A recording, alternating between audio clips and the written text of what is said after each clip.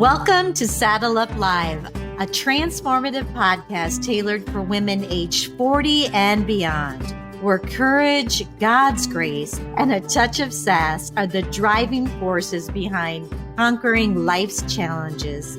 Join me, Lisa Koski, as I take you on a captivating ride through the multifaceted aspects of womanhood in this vibrant stage of life, covering everything from my journey through breast cancer, the intricacies of marriage, and the joys of motherhood, to the exciting adventures of grandparenting. Together, we will uncover actionable strategies for personal and professional development, providing you with the tools and inspiration needed to blaze new trails and seize every opportunity that comes your way, no matter what your age or stage.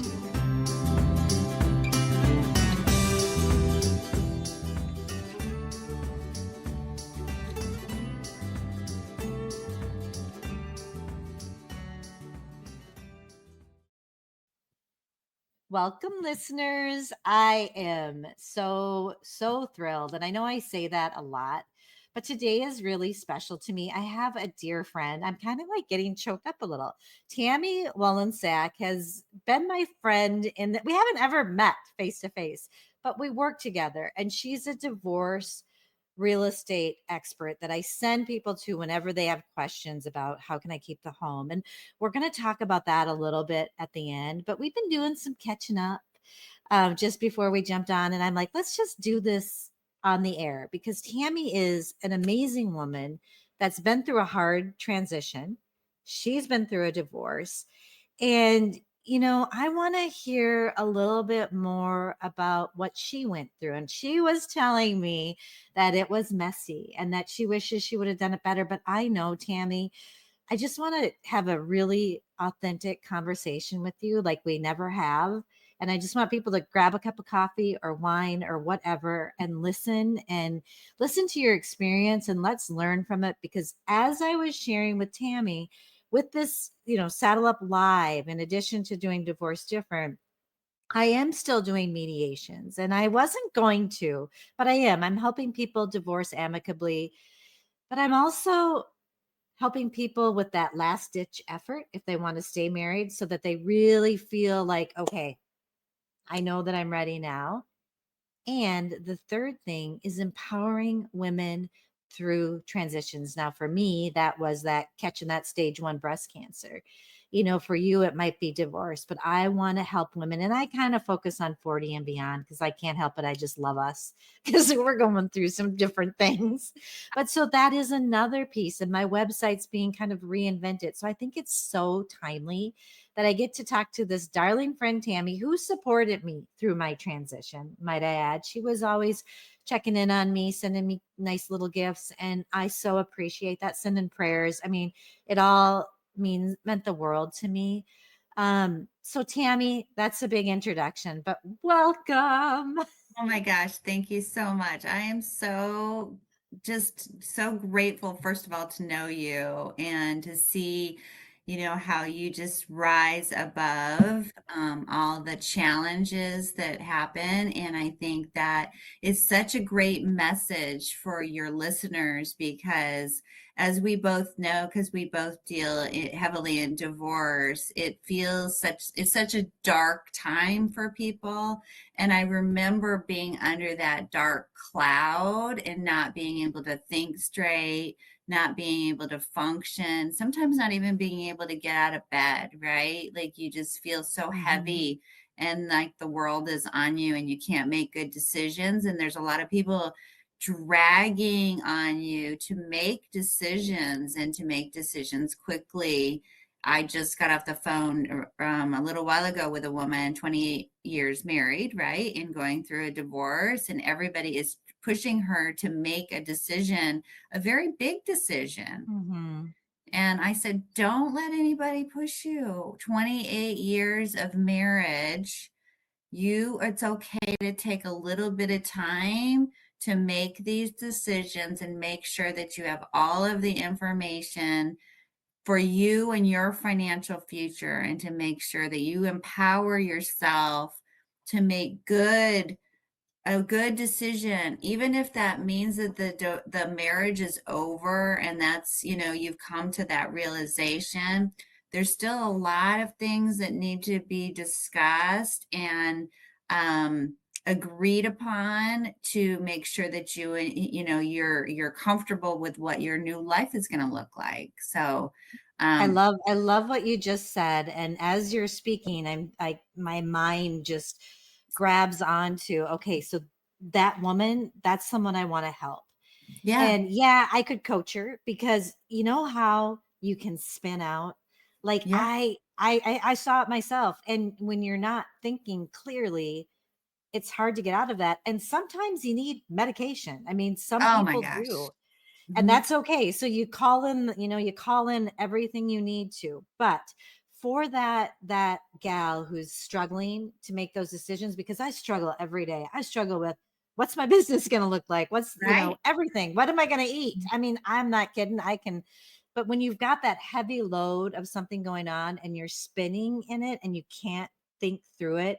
So I've got coming up a course that I'm going to put online. I'm going to put it real reasonable so that for those gals who can't work one on one with me, I'm going to do Mhm. everything I can to help them so that they can get in that mindset where they're using their right part of their brain, get a Yep. hold of those emotions and and it may not take that long, take the time. You can go deeper, which I've learned with those core wounds, but it might just help with some of those decisions.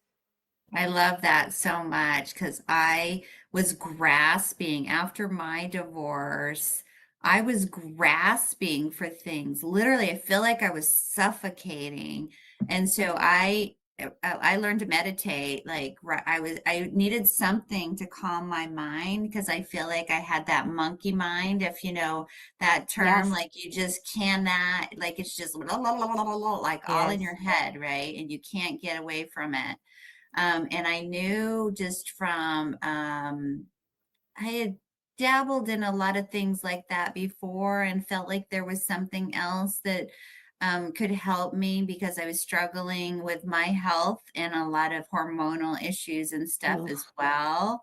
Right. And sometimes that on top of a divorce is just a recipe for disaster, right? Like yeah. you're struggling with your own health, and then you have something that's super stressful, like a divorce. So I learned to meditate. I actually brought in a meditation teacher, somebody that could teach me to Good for meditate because you.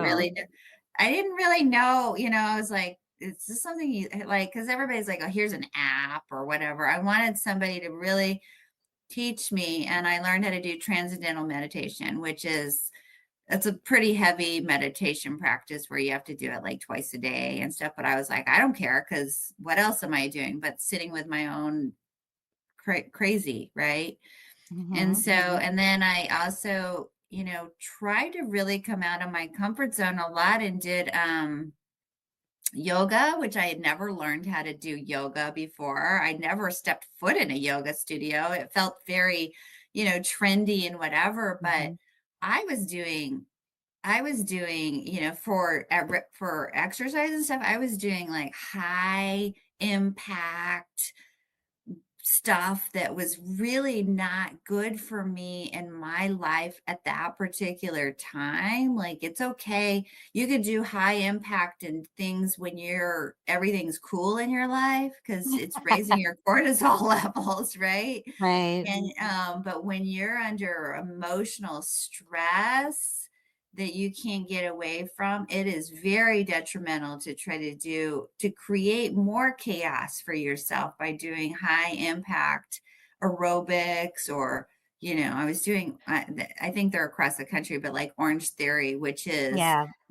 like you're competing and you're Yeah. like, Well, and Tammy, I think what you're saying speaks. I need to do another podcast on divorce and menopause because oh that god, was my number one view on YouTube was one that I did on that.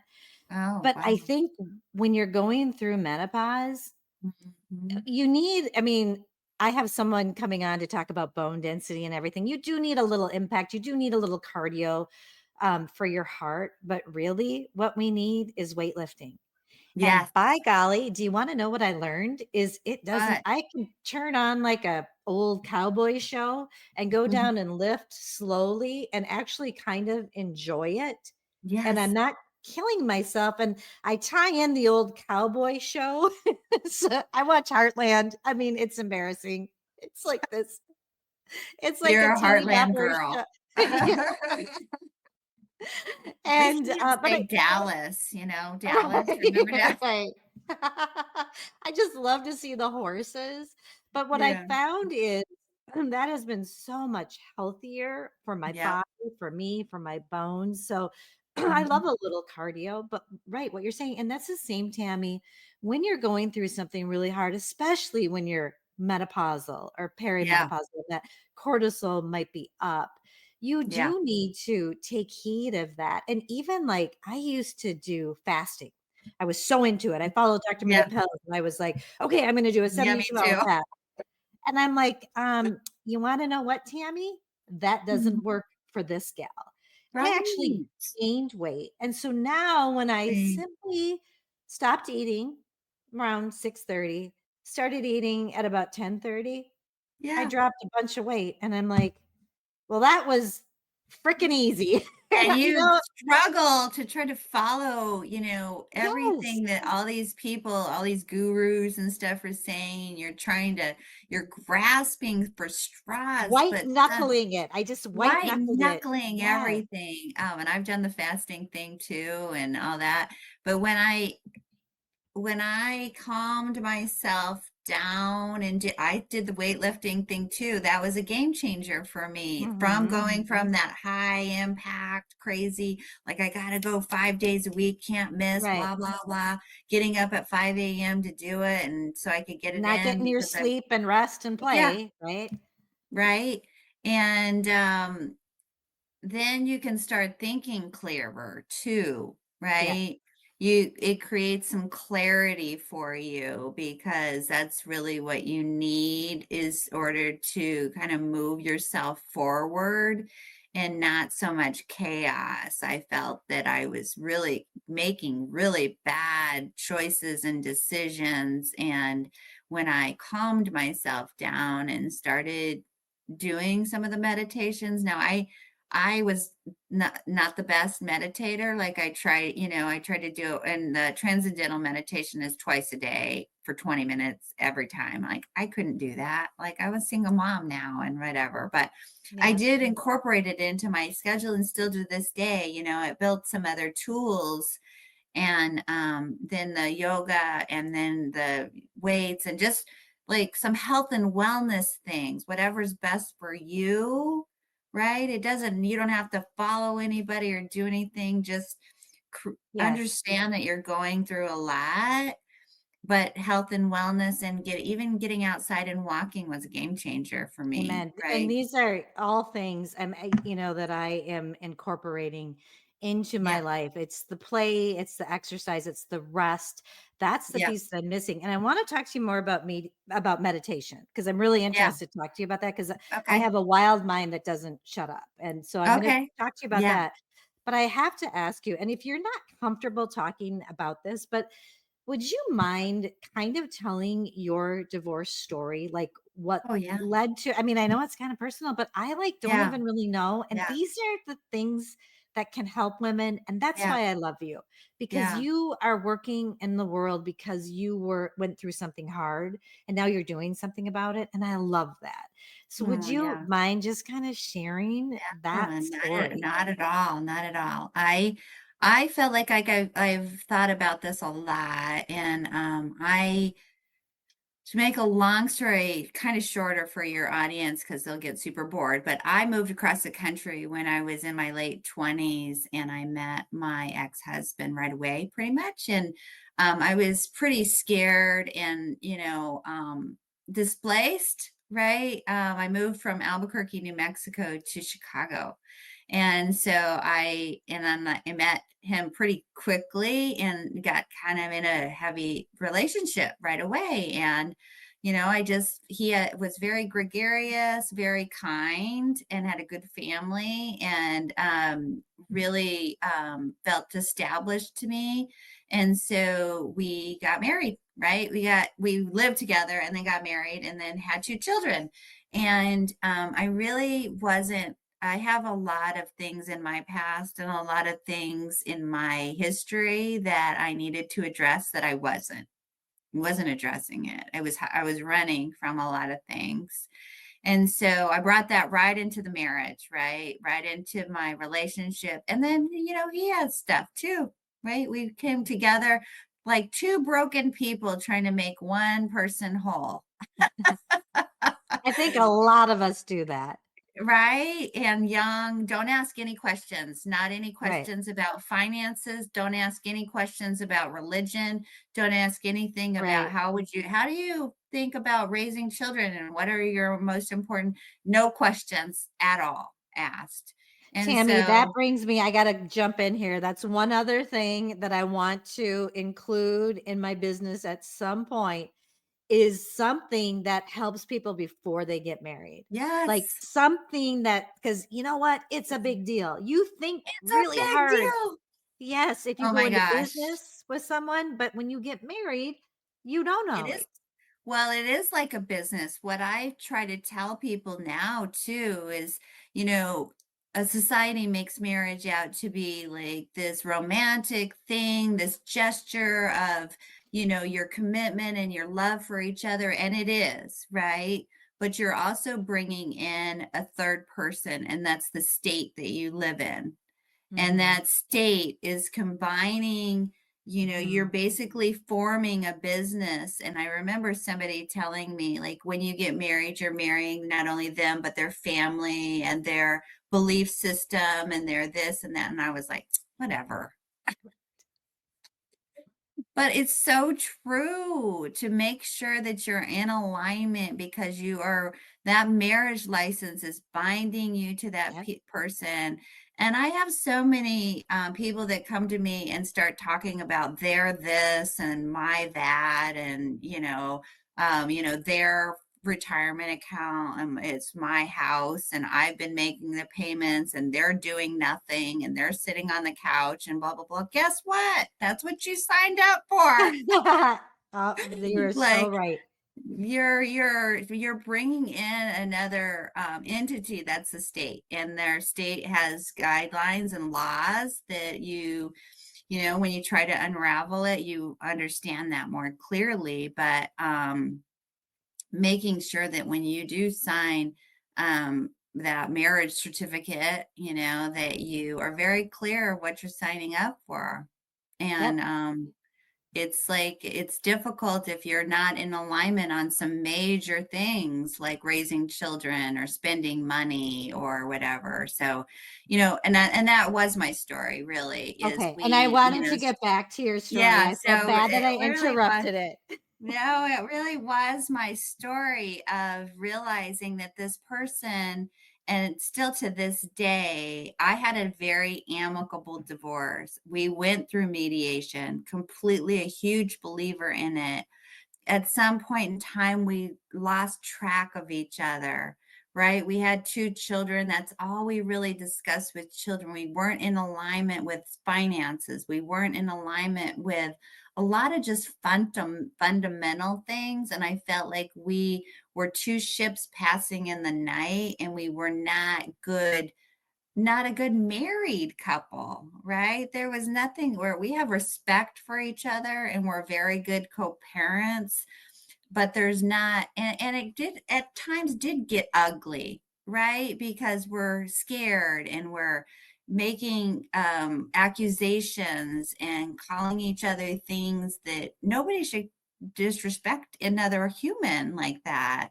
And when that stuff started happening, I realized I don't want to live like this anymore. And yes, I do. My kids were 8 and 10 when I got divorced. We went through mediation, and he kind of shut down and didn't really fight the fact that we were getting a divorce. I think he kind of knew too, because we had lived a long time by this point in very much not on the same page, and struggling and arguing, and not being respectful of one another. And then when that happened, and I was like, I can't live like this. We figured it out and went through mediation and we're very respectful. I was the least respectful. I am a I find that redhead. hard to believe.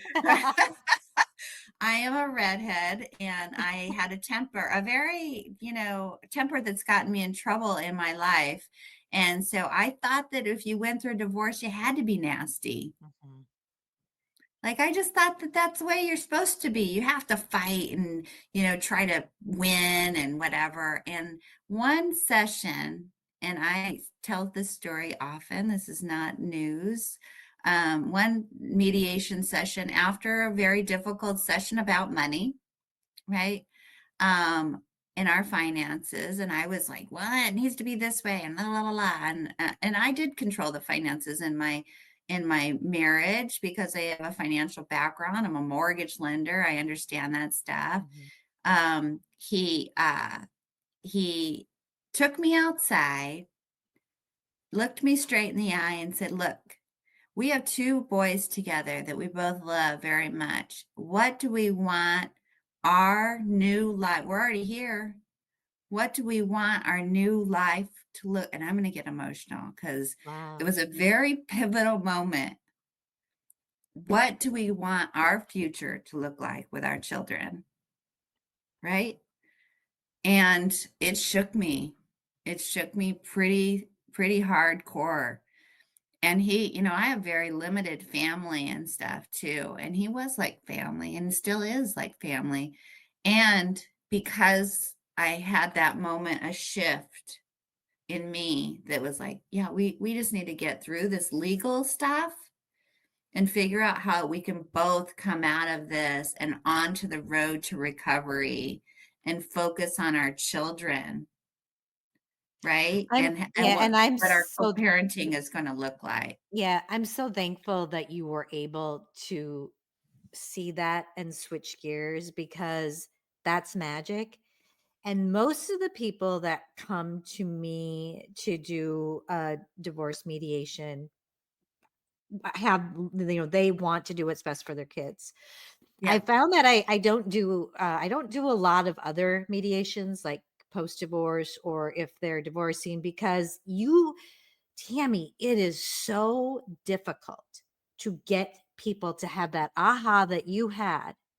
Hmm. Holy cow. We do have to do what's best for our kids too. And Yeah. I do everything I can. I say, "Do you have a picture of your kids?" I keep trying to talk about their kids, but they Yeah. have so much hate towards each Yeah. other. So, that's one thing. If that's one thing you can pick up from this episode, it's that. Yeah. Yeah. Focus on your kids. And okay, I And your have to future. Focus on your Yes. future too. It's not what's happening today. We had ugly feelings and emotion, and you want to want to use things to get back at people. At the end of the day, it is going to be what it is because there's the law there that creates an equitable distribution of things, right? So it's not like you're going to get a leg up or do something. I think it's so funny when people think that they can now. I don't know about all states. I'm in Illinois and it's a no fault state, and we can do things that, are an equitable distribution of assets and parenting and all that kind of stuff. So, but when that happened and we figured that out, I mean, first of all, we got out of our divorce very economically, right? Very economically. Mhm. I have people come to me that have hundreds of thousands of dollars of legal fees post divorce that have to pay them off through equity in their homes or do something that's tragic because you're taking out of the mouths of your children and their futures. Yep. And that's why I love mediation, and here's the deal. So I don't act as an attorney anymore. I am an attorney, but I Yeah, give legal information. But right. there are times when somebody needs an attorney. And you Yes. need Oh, for someone who's, sure. I mean, there are assholes out there that you need someone to fight for you. And unfortunately, it will be expensive. But if you have the opportunity to work together, I think it's so the best option Yeah. out there. So now I Yeah. have to ask you a question. So you're Yeah. talking about, so you had a kid 8 and 10. That's huge. Yeah. You're in this, Yeah. you're out of your home state. Yeah. You're probably getting acclimated because you're kids and you get involved in stuff. Yeah. Yeah. Did you grapple with that decision for years and years and years, or did you go, yeah, see, that's what people do too? It was years. I mean, I think this is kind of what women do in general. It's not nothing you don't take this lightly. And we even had conversations, him and I, about we knew kind of where we were, but we didn't seek counseling to try to communicate better or figure things out. I think we were fundamentally very different people and still are. And so we realized kind of it was the end. And um, I had thought about it for years, right? And he thought about it the moment I said, I want a divorce. And so, and I truly believe that that is very common, that Yes, it is. women try to figure out all these different things and options and ways around it. And maybe if I get them to do this, or maybe if I do that, or maybe if, if I fix this or whatever.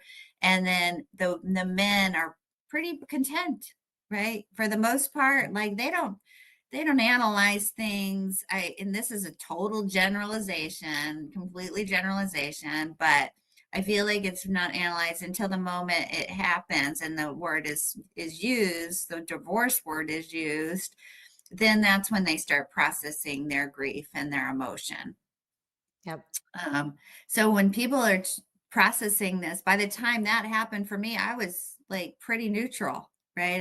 I'd gone through sadness and fear, and all the stages of grief, right? You go through, and then they're just starting it. And so you're talking about one person that's processed a lot and another person's that not hasn't processed anything, and you want them to come together and make good decisions about their I know future. that So that is broken. hard. And there are a lot of people that come to me for consults. It's very rare that a couple's on the same page. Right. Yeah. Generally it's like what you just said. And so Yeah. to have a little bit of patience that this is Yeah. new for one person, even though you've had all this time to Yeah. think through it, I think that's another really important point that you make. Yeah. Right. Right. I have to ask too, so how old were you when this happened? Because I I generally say I was. like to help people like 40 and beyond, but Oh yeah, I was 46. oh yeah, so you've been married a long time. That had to be Yeah. scary. Yeah. It was very scary. And so I'm, a mortgage lender, and my income is straight commission. And I had a situation where the company that I worked for post divorce got acquired and I got laid off. Oh, So, oh.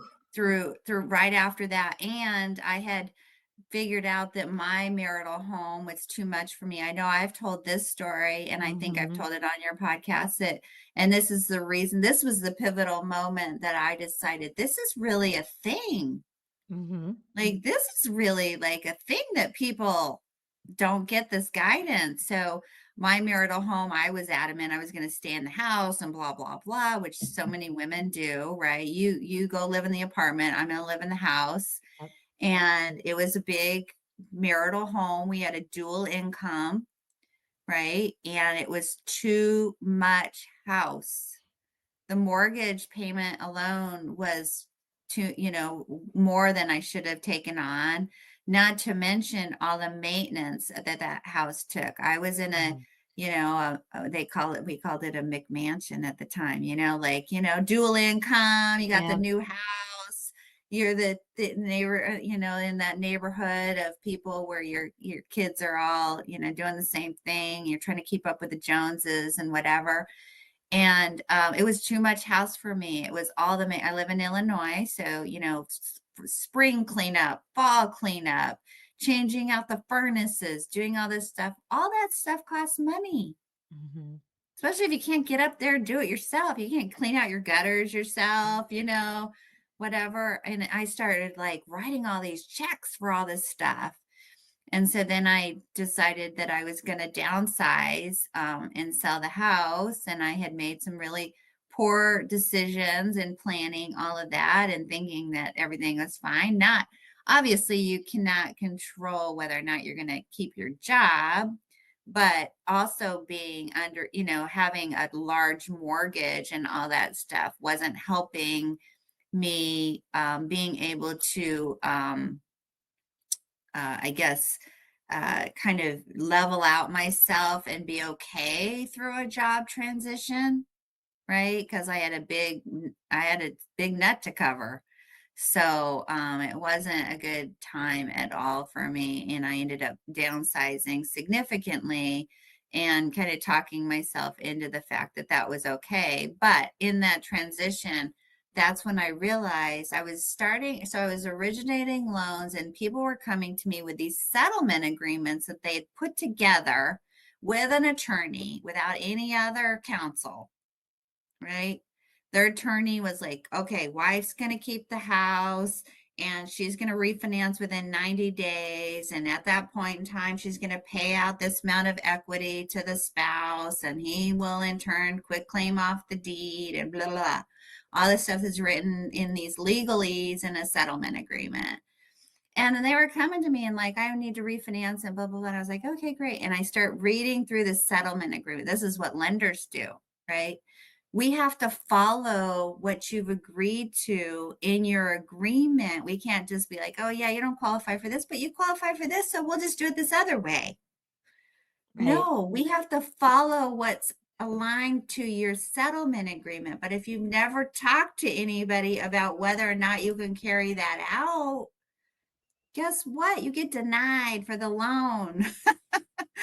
And it's not fun to do that to somebody and then they cry. And then the other option that was written in their settlement agreement is they have to refinance within 90 days or they sell, right? And so now you're telling somebody you don't qualify for the loan, you have to sell. You have to Yeah. sell your house that you were not prepared to sell. Right. And that's why all my clients come to you on the front end, Yeah, right. to chat about, can I assume this? Can I, Yes. Can I yeah. assume? Can I refinance? There's everything that you have to do when it comes to real estate requires is the word, some type of qualification, right? Some type of Mhm. timeline that needs to be met, some type of qualification. Yes. You are, really have to understand what does that look like so I can look at all these different options Yes. and make a better informed decision so that when it is written in the settlement agreement, I'm very clear on what I need to do, what my next steps are, and that I can carry it out and that it's going to be okay for me and my financial future. Yep. And I think my clients that I have, if they have children, that's the number one concern. So we kind of take Yep. care of getting those kiddos, but the house is right up there. I mean, because it kind of relates to the kids. It's Yep. such an important piece that if you are going to be going through a divorce, whether you're hiring attorneys, you're doing it collaboratively, however you're doing it, make sure that you educate yourself and get the information and know how this is actually going to work. And I know it's hard. That's why you need a team. That's why you need someone to help you get your mind right so that you can make the decision. I was going to ask you, and we're going to talk more about real estate in a second, but I was going to ask you, when did you start that piece where you hired someone to help you meditate? At what time in Oh, so this? yeah, as soon as I, was at the very beginning of the divorce process, I realized I was a kind of a mess. And I really needed, like, I couldn't sleep. I was having a hard time functioning. I had a lot of brain fog. I was very, I'm pretty high functional otherwise, Mhm. and I can handle a lot, even through a lot of stress and stuff. I mean, I'm in the mortgage business. We did have a, financial crisis and meltdown Yeah. and stuff like that, but this really got me. So I did start pretty much right after through the divorce process, and I brought in a meditation teacher that I still keep in contact. She's amazing, and she kept me on track, and I just focused on that practice. It is a practice, just like they call yoga a practice, right? It's something you learn to do because you're quieting your mind. You're not trying to get rid of all your thoughts. You're trying to reprogram your unconscious mind, which Hmm. controls what we do every single day, regardless if we think we're controlling it by the Yes. front of our mind. We are not.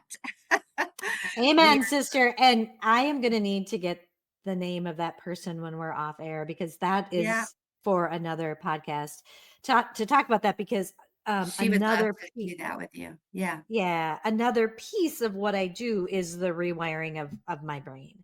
And I Mhm. know that is something I have to do. And I've done some core wounds work with JJ Flazane's, and Mm. discovering what is really going on in there. And sometimes you don't even know what your You old beliefs are.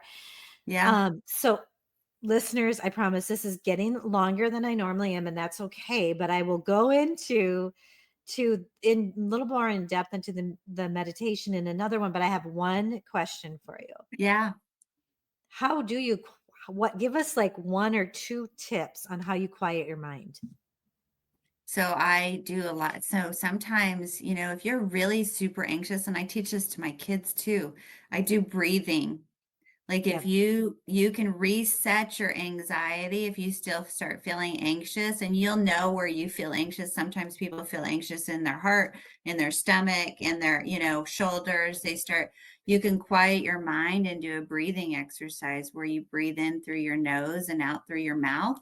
Hmm. And you hold it, right? And it'll reset your anxiety, and then you'll be so take yourself out of whatever situation you're in. If you're in the middle of a mediation Yeah. session, you can excuse yourself and go Sometimes I quiet your stop mind. it. Yeah, Yeah, sometimes I stop it. Okay, so that's kind of a way to quiet your mind. That's good to know. So I have yeah, some of those tools. yeah. Um, the breathing. Okay, is there anything else? So, and I always feel like every situation, if somebody's causing me anxiety or coming at me verbally or something like that, that's causing me, is silence is an answer, Okay. Yeah, I right? love, yeah. You Yep. don't have to answer.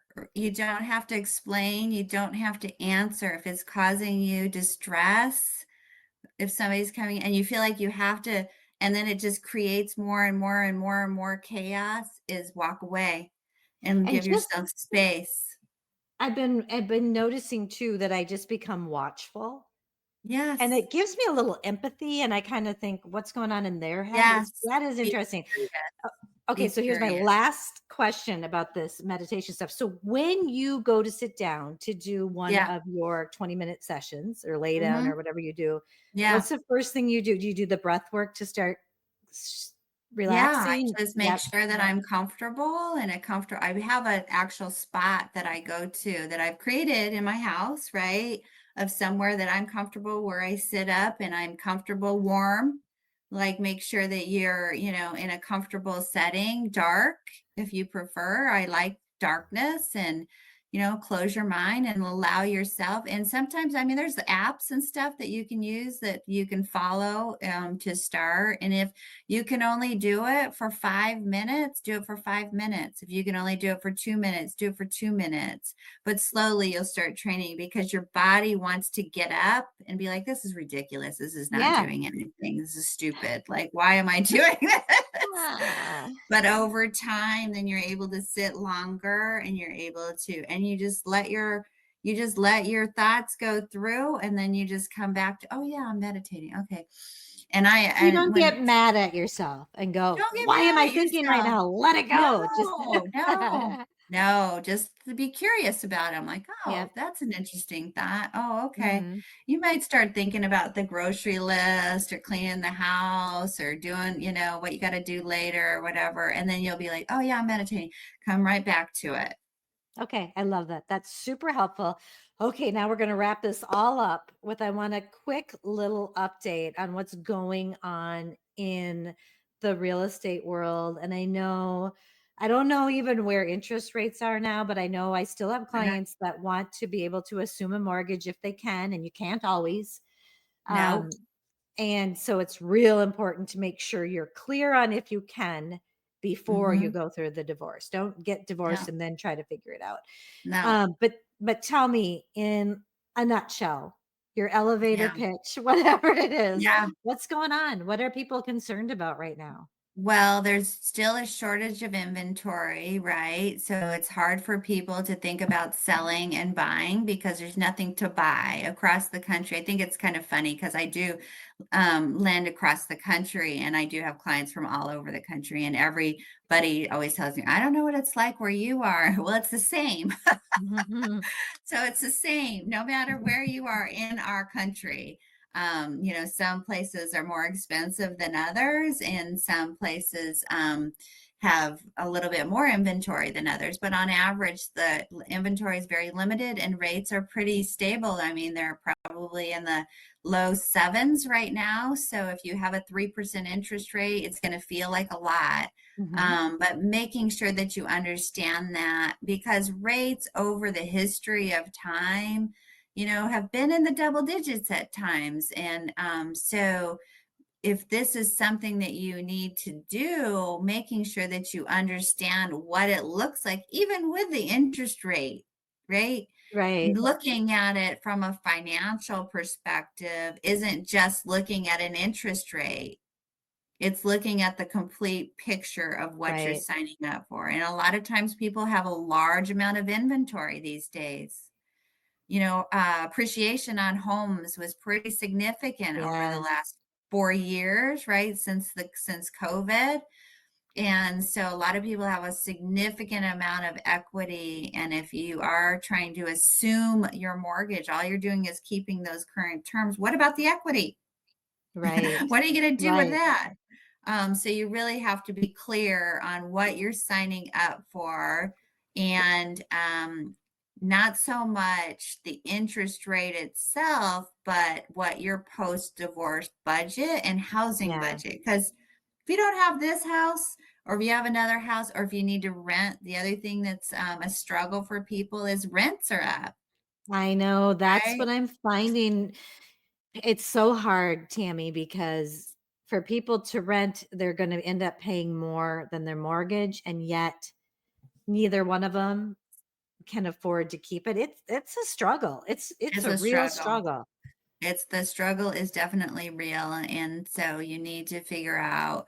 A lot of times I am working with couples. I have several couples that I work with to try to figure out, maybe it's not a 50-50 division in that, because maybe somebody needs just enough cash to go buy their own property, and then this other person can only afford so much to do a Mhm. buyout or something like that. So coming up with solutions on what works for both people is a really good way to go about it. And it might not be a dollar for dollar exchange, but it might Yes. be a way to get it. I mean, everybody needs somewhere to live. Yes, and what you're saying right now also just makes me go, that's why you love mediations, because you get to work with both parties together and Yes. they come up with great solutions. And I've got Yeah, people right now where they're they would the guy, I mean, it was like the guy was falling apart crying, and by the end he was like, okay, I can I do see what this. you're saying. Like, well, you start Yeah. to look at, okay, maybe mom's gonna get the home, but dad's not going to get half of the equity. He's going to get a portion so he can go out and buy something, and it's going to be maybe in lieu of maintenance that she's getting more. So you can be so creative, So but I creative. will say, educate people. I know you don't feel like it, but then do something to feel better, and I'll get that course up so you can get your mind in the right place so that you can start looking at your future. Investigate what the laws are in your state. You are smart enough to figure it out. It doesn't take a rocket scientist to look at what the laws are for your divorce, for maintenance, for how assets are split. Yeah. get resources. Like there's so many great podcasts out there So that can many. help Yeah. you. There's so many resources. So get a team together, start looking at it, because it's going to make the divorce go smoother no matter which way you do it, if you can get a little educated. So, Yeah. ah, Yeah, yeah, such great information, Lisa. And I think people, I like to use the term be the CEO of your own divorce. Don't just yes, like put your head in the sand. You need to be in control of you and your financial future. And there's, like you said, so many resources now that people can pull from and, empower themselves to make the best decisions. amen. And you know what? Like I just said before, if you need a little help getting in that right mindset, so you can start to get even a little, believe that this is going to be an opportunity for you. It's okay that it's going to be hard now, but you've got a bright future. Anything that can help you is going to get you there a little bit easier, and allow you 100%. to take action. So, Yes, absolutely. Tammy, we went way over. I knew we would. I love you. I'm so Love thankful for you you. too. Thank Thank you you. so much for Ditto. joining us. Thank You you take so good much, care. Lisa. Oh, You too, and hon. just so the listeners know, we're going to have your information in the show notes. And Oh, anytime great. they Okay. connect with me, I share your information. So, all Thank you so much for all you do. right, you too. You take good care.